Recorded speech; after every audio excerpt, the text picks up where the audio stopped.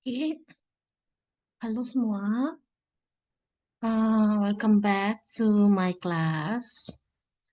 Kembali lagi ke kelas bimbingan online saya.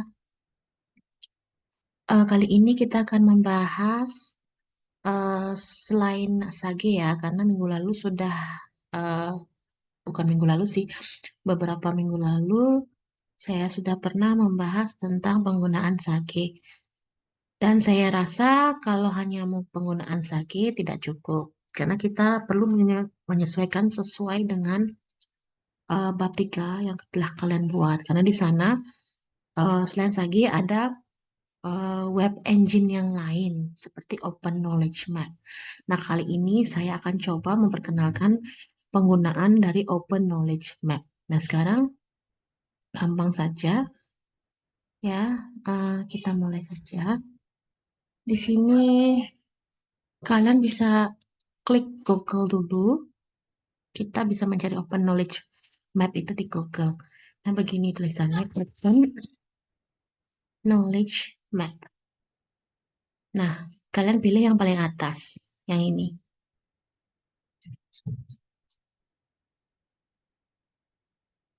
Nah, ini tampilannya setelah terbuka.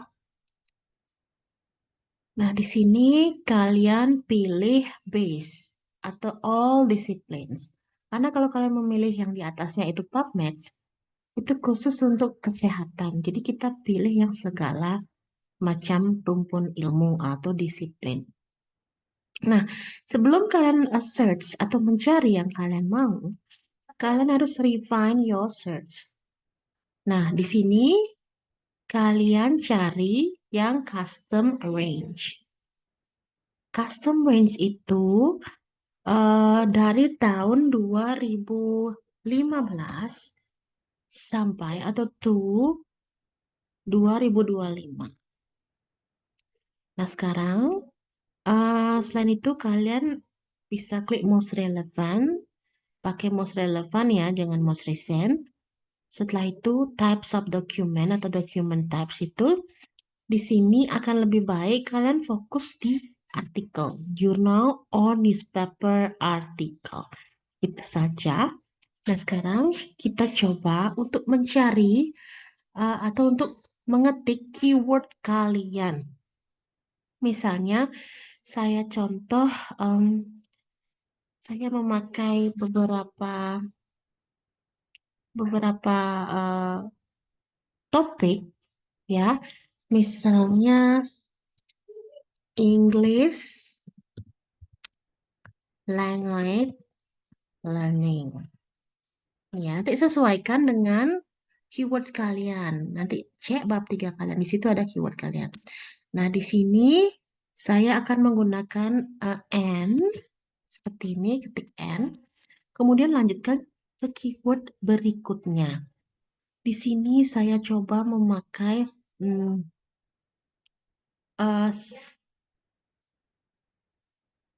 special need children ya. Special need children.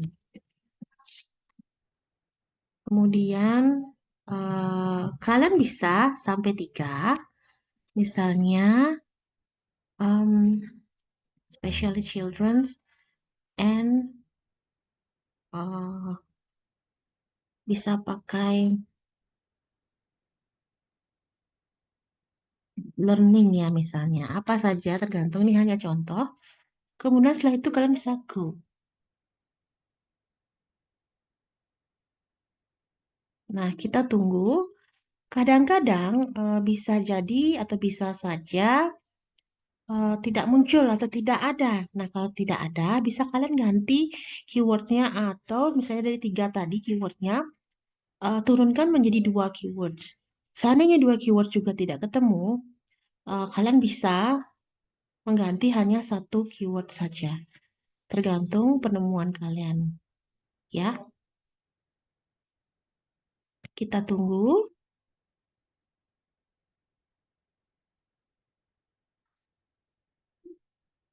Oke, nah ini dia.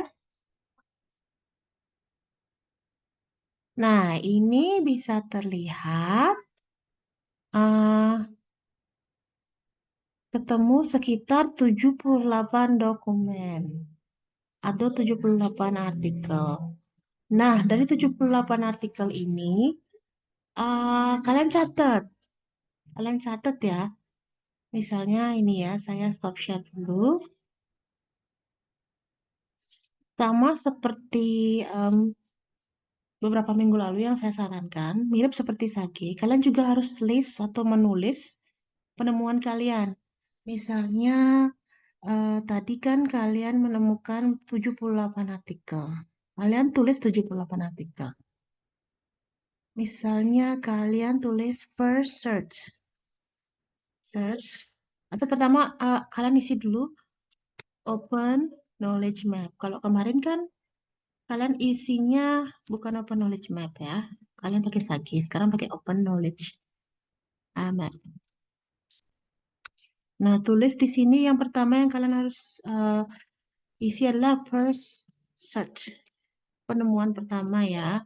Ada penemuan pertama kalian menemukan 78 misalnya ya. Tadi kan saya menemukan 78 artikel. Kemudian kita lanjut kembali. Ini mungkin saya akan perlihatkan ya ketikan saya. Nah, oke. Oke, awalnya kalian seperti ini. Ya, kalian sudah open knowledge map, kemudian first search 78 artikel. Nah, sekarang saya stop share, saya kembali ke open knowledge map-nya tadi. Nah, ini saya sudah kembali. Setelah itu, kalian bisa menguranginya dengan, di sini kan ada sort any. Di sini kalian pilih open access. Karena dari 78 dokumen atau artikel tadi itu belum tentu semua itu bisa dibuka atau bisa di-download secara cuma-cuma. Jadinya sekarang kalian klik open access. Nah, ternyata setelah kalian klik open access, ternyata hanya 69 artikel yang open access. Nah, ini kalian bisa isi kembali di file Word tadi, penemuan kalian. Kalian ketik open access. Ternyata yang open access hanya 69 artikel. Seperti itu. Ya. Nah, kita kembali lagi ke open knowledge map-nya. Nah, setelah itu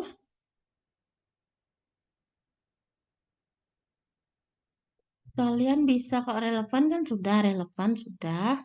Tahunnya kan pasti sudah tersetting dari tahun 2015 sampai 2025. Nah, sekarang kalian bisa pilih secara manual kira-kira yang mana artikel yang paling mendekati. Kalian bisa coba kalau misalnya tidak biar tidak terlalu banyak, kalian bisa buka gininya saja, abstraknya.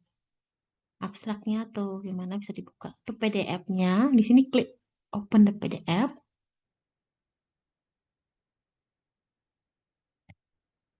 Oke. Kalian baca sekilas. Nah, di sini kemampuan uh, critical thinking kalian yang perlu dipertajam.